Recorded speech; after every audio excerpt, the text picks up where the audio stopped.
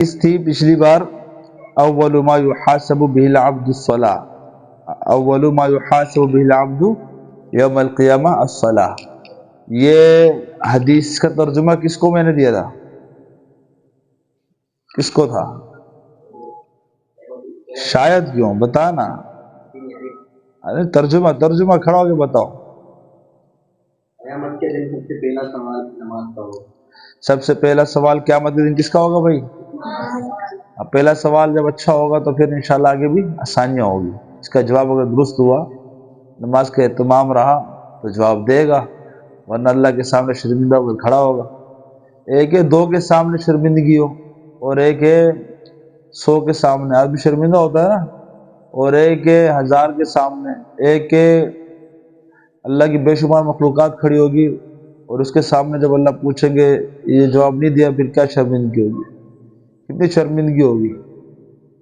اسی کو اللہ تعالیٰ نے وَأَنذِرْهُمْ يَوْمَ الْحَسْرَةِ، حسرت کا دن فرمایا. بڑی حسرتیں کرے، کاش میں کر لیتا.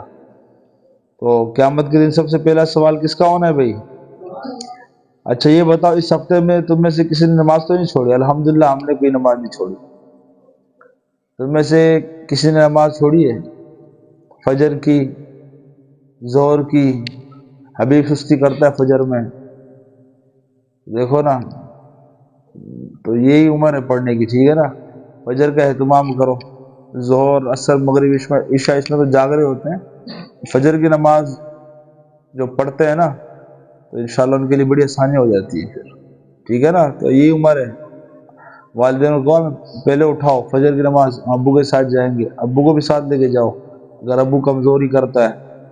ایسا تو نہیں ہو اللہ نہ کرے آپ جنت میں جا رہے ہو، ابو جہنم میں جا رہا ہو، کتنا برا وقت ہوگا وہ. ایسے بھی ہوگا قیامت کے دن کہ چاچا جا رہا ہے جنت میں اور اس کے بیٹے چچا زاد بھائی جہنم میں جا رہے ہوں گے اپنے اعمال کی وجہ سے. عجیب منظر ہوگا. والدہ جنت میں جا رہی، بیٹی جہنم میں جا رہی، اپنے ہاتھوں سے اپنی آنکھوں کے سامنے جہنم میں جا رہے ہوں گے. بڑا مشکل وقت ہوگا، اس لیے اس کی تیاری کے لیے اللہ نے بھیجا ہے. سب سے پہلا سوال کس کا ہونا ہے بھائی؟ نماز کا ہونا ہے. اور دوسری حدیث تھی الصلاۃ عماد الدین. اس کا ترجمہ اسد، نماز دین کا ستون. نماز دین کا ستون ہے. ستون کے بغیر عمارت کھڑی نہیں رہتی. یعنی نماز ہے تو دین زندگی میں رہے گا، ورنہ دین چلا جائے گا آہستہ آہستہ، ٹھیک ہے نا. یہ مطلب ہے. اور ایک حدیث تھی جعلت قرۃ عینی فی الصلاۃ، کہ پیارے نبی صلی اللہ تعالی علیہ وسلم فرمایا میری آنکھوں کی ٹھنڈک. یہ کس کو ملا تھا یہ سب فرمان؟ بتاؤ کیا ترجمہ اس کا؟ نماز پڑھتے ہیں تو اللہ کے رسول خوش ہوتے ہیں، آپ کی آنکھیں ٹھنڈی ہوتی ہے امت کی نماز پڑھنے سے. امت کے اعمال حدیث میں آتا آپ کے سامنے پیش کیے جاتے ہیں ہر جمعرات کو، اور بعض روایت میں پیر کا دن بھی آتا ہے. تو آپ جب دیکھتے ہیں امت کے افراد نماز پڑھتے ہیں، میری امت نماز کا اہتمام کرتی ہے اور اچھے کام کر رہی ہے، آپ خوش ہوتے ہیں اور نماز سے آپ کی آنکھیں ٹھنڈی ہوتی ہے. اور جو نہیں پڑھتے ان کی وجہ سے اللہ کے رسول کو تکلیف ہوتی ہے. تو آدمی لاکھ قسمیں کھا لے مجھے محبت ہے، لیکن محبت میں 100% جھوٹا ہے اگر زندگی میں نماز کا اہتمام نہیں ہے، ٹھیک ہے نا. تو اطاعت، اللہ کے رسول کی اتباع، یہ محبت کی نشانی، ٹھیک ہے نا. تعصی الرسول وانت تظہر حبا ھذا لعمری فی الزمان بدیع لو كنت صادقا فی حبک لاطعته فإن المحب لمن يحب مطیع. یہ حدیث ترجمہ اس کا شعر عربی کا، کہ شاعر کہتا ہے کہ تو محبت کا دم بھی بھرتا ہے رسول سے اور ان کی بات بھی نہیں مانتا، ان کی آنکھوں کو ٹھنڈا بھی نہیں کرتا. یہ مطلب ٹھیک ہے نا. تو کہتا ہے کہ اللہ کی قسم، خدا کی قسم بڑی عجیب محبت ہے تیری رسول سے، یہ تو محبت نہیں ہے. کیونکہ محبت ہوتی تو ان کی اتباع کرتا، ان کی کیا کرتا؟ اطاعت کرتا، ان کی اتباع کرتا، ان کے حکم پر چلتا.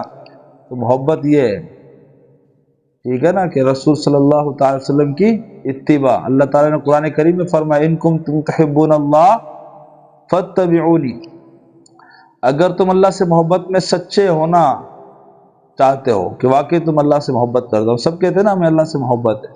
اللہ نے عجیب معیار دیا, فرمایا میرے نبی کی اتباع کرو تو تم اپنی محبت میں سچے ثابت ہوگے.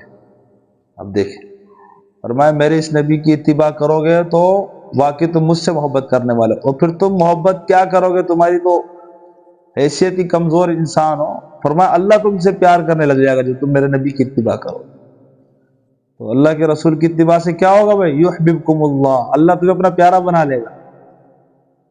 تو اللہ کے رسول کا مقام, اور آپ اتنی بلند ہستی ہے کہ آپ کی اتباع سے اللہ مل جاتا ہے انسان. تو اللہ کے رسول کی آنکھ کو ٹھنڈا رکھنا ہے نا انشاءاللہ ہمیشہ. انشاءاللہ ہم نے تو موت تک اللہ سے وعدہ کر رکھا ہے, انشاءاللہ زندگی میں کوئی ایسا منحوس دن نہیں آئے گا یا اللہ کہ ہماری نماز ضائع ہو جائے. انشاءاللہ آپ بھی عزم کر لو, اللہ سے عہد کر لو, اللہ آسانیاں پیدا کر دے گا. ٹھیک ہے نا, زندگی میں کوئی نماز نہیں جانی انشاءاللہ. ٹھیک ہے نا, سارے کام بعد میں, نماز سب سے پہلے. اور ایک حدیث تھی ایمان کفر کے متعلق, وہ معاویہ کو دیا تھا, معاویہ آیا نہیں ہے. ٹھیک ہے نا, کہ ایمان اور کفر کے درمیان فرق نماز ہی ہے. ایمان والا ہے مومن ہے یا کافر ہے کفر والا ہے, پہچان کیا ہے بھائی, نماز. نماز ہے تو ایمان والا ہے, نماز نہیں ہے تو کفر کی علامت ہے. اس کے اندر اس کی پہچان مشکل ہے, یہ مومن ہے یا کافر. ٹھیک ہے نا. اچھا بھائی, آج کا سبق ہے, دو چار باتیں ہیں. ایک تو یہ کہ قرآن کریم میں اللہ تبارک و تعالی نے بار بار یہ حکم دیا ہے کہ ایمان والو تم اللہ سے ڈرتے رہو. ایمان والو اللہ سے ڈرتے رہو. بار بار اتنی جگہ پر اللہ نے یہ فرمایا ہے کہ ہم اسے شمار کرے تو بہت ساری آیتیں بن جائے گی. اللہ کے ایک بار فرما دینا کافی تھا نا, لیکن اللہ نے بار بار فرمایا ہے. اس میں حکمت ہے. اللہ سمجھانا چاہ رہے ہم سے ڈرو گے تو ہی کام بنے گا, زندگی بھی اچھی ہو جائے گی, آخرت بھی اچھی ہوگی, موت بھی اچھی ہو جائے گی. بار بار اللہ سے ڈر, اللہ سے ڈرو. ایمان والو اللہ سے ڈرو. اللہ کے سامنے پیش ہونا ہے, اللہ کو حساب دینا ہے. فرما اللہ سے ڈرو. یاد رکھو کیا آگے کے لیے کیا بھیج رہے ہو کل کے لیے. یہ آیتوں کے ترجمہ میں بتا رہا ہوں تمہیں, بہت ساری آیتیں نا. اور ڈر, اللہ سے ڈر پر اللہ نے انعامات ہی بڑے بتائے, یہ ہوگا. اور ایک زبردست انعام اللہ نے فرمایا کہ ڈرنے والا, ہم سے ڈرنے والا ہمارا دوست بن جاتا ہے. بھائی اللہ کا دوست ہے جو اللہ کی نافرمانی نہ کرے. نافرمانی کب نہیں کرے گا, جب اللہ کا ڈر ہوگا. مجھے والد کا ڈر ہوگا تو میں غلط کام کرنے سے باز آؤں گا نا. میرے والد کو پتہ چلے گا مجھے سزا دے گا, ناراض ہوگا, تنبیہ کرے گا, تو میں غلط کام سے بچوں گا. جب اللہ کا ڈر ہوگا, اب والد تو کہیں ہے کہیں نہیں ہے, اللہ تو ہر جگہ ہے نا. ہاں, اللہ تو ہر جگہ موجود ہے. پھر انسان ایسی زندگی گزارے گا, زندگی خوبصورت ہو جائے گی. ایک تو دل مطمئن رہے گا ہمیشہ, انشاءاللہ سکون میں رہے گا. اور پھر وہ دنیا کے اندر بڑی برکتیں اللہ کی طرف سے اس کو نصیب ہوگی. اللہ کا ڈر جس کو مل جائے وہ خوش نصیب انسان ہوتا ہے, اور وہی کامل ایمان والا بنتا ہے. اور وہی اچھا انسان بنتا ہے جس کے اندر کیا ہو بھائی, اللہ کا ڈر ہو. تو جہاں کہیں ہم ہو اللہ تمہارے, ہم جہاں کہیں ہم اللہ ہمارے, وَهُوَ مَعَكُمْ أَيْنَمَا كُنتُمْ, تم جہاں کہیں ہو, جہاں کہیں ہو, اللہ اپنی علم کے حساب سے اور اپنی قدرت کے حیثیت سے تمہارے ساتھ ہے. اب اللہ ہمارے ساتھ علم کے اعتبار سے, علم کے اعتبار سے اللہ ہمارے ساتھ ہے. ایسا ساتھ ہے کہ ہم اس کو تصور نہیں کر سکتے. یعنی ہم اللہ سے چوری کر ہی نہیں سکتے, ہم اللہ سے چھپ ہی نہیں سکتے. جہاں کہیں ہو, جہاں کہیں, یہاں تک کہ اگر ہم کسی غار کے اندر چھپ جائیں اور اس غار کے منہ کو بند کر دیا جائے, بالکل گھپ اندھیرا ہو جائے, تب بھی اللہ کے سامنے میں ایسی ہے جیسے ابھی ہم اللہ کے سامنے بیٹھے. یہ اللہ نے فرمایا ہے, وَمَا تَسْقُطُ مِنْ وَرَقَةٍ إِلَّا يَعْلَمُهَا وَلَا حَبَّةٍ فِي ظُلُمَاتِ الْأَرْضِ وَلَا رَطْبٍ وَلَا يَابِسٍ إِلَّا فِي كِتَابٍ مُبِينٍ. فرمایا زمین کے اندر کوئی خشک ہو, کوئی تر جگہ ہو, یا کوئی پتا گر رہا ہو, پتا, کتنے سارے پتے بھی گر رہے ہوں گے, ہر وقت گر رہے ہیں, کتنے سارے درخت ہیں, اور پھر کتنے پتے انسان گر نہیں سکتا. اللہ فرماتے ہر پتے کا ہمیں علم ہے, ہر پتے کے گرنے کا ہمیں علم ہے, ریت کے ہے ایک ذرے کا ہمیں علم ہے, سمندر کے پانی کے ایک ایک قطرے کا عام علم. جب بندے کے اندر یہ احساس بیدار ہو جائے، یہ شعور آ جائے، پھر وہ کیسے اللہ کو ناراض کرے. اور وہ اللہ جس کے سامنے پیش ہونا ہے، بچ نہیں سکتے اللہ سے، کوئی چھپ نہیں سکتا، کوئی بچ نہیں سکتا. دنیا والوں کے سامنے کبھی انسان جل کر راکھ بن جاتا ہے، کبھی ڈوب کر جو ہے وہ سمندر میں مچھلیوں کی اور عجیب و غریب مخلوق کی خوراک بن جاتا ہے، لیکن اللہ کے سامنے وہ انسان ذروں کی صورت میں موجود ہے. اور جب اللہ کہیں گے کھڑا ہو جا، فوراً انسان کھڑا ہو کر اللہ کے سامنے پیش ہوتا ہے. اللہ کے لیے کچھ مشکل نہیں. ہمارے حساب سے تو دنیا میں اربوں انسان آئے، خربوں آئے، چلے گئے نا، اب بھی آ رہے ہیں، جا رہے ہیں، روزانہ لاکھوں جا رہے ہیں، اس سے زیادہ آ رہے ہیں، اس لیے آبادی بڑھ رہی ہے نا. مثال اگر 2 لاکھ جا رہے ہیں تو 3 لاکھ آ رہے ہیں، مثال دے رہا ہوں. ایک حصہ زیادہ آ رہا ہے، 3 حصے جا رہے ہیں تو 4 حصے آ رہے ہیں. کتنے سارے انسان ہیں. اب کبھی کبھی ذہن میں یہ خیال آتا ہے کتنے سارے ہیں انسان، ان کی مرنے کی شکلیں الگ الگ اور صورتیں الگ الگ، کوئی کیسے گیا، کوئی جہاز کے اندر پھٹا، اس کے ذرات پتہ ہی نہیں چلا کون سا ذرہ کس انسان کا ہے، کہ جسم کا حصہ ہے، وغیرہ وغیرہ. اب اللہ فرماتے ہیں کہ ان سب کو جو چلے گئے یا جو آئیں گے چلے جائیں گے، ان سب کو پیدا کرنا پہلی بار، اور پھر ایک بار موت دینے کے بعد دوبارہ ہمارے لیے پیدا کرنا ان خربوں انسانوں کو. فرمایا ہمارے لیے اتنا آسان ہے جیسے ایک انسان کو ہم پیدا کریں، پھر موت دے، پھر پیدا کریں ایک انسان کو. یہ بھی اللہ نے سمجھانے کے لیے بتایا، ورنہ اللہ کے لیے کچھ مشکل ہے ہی نہیں.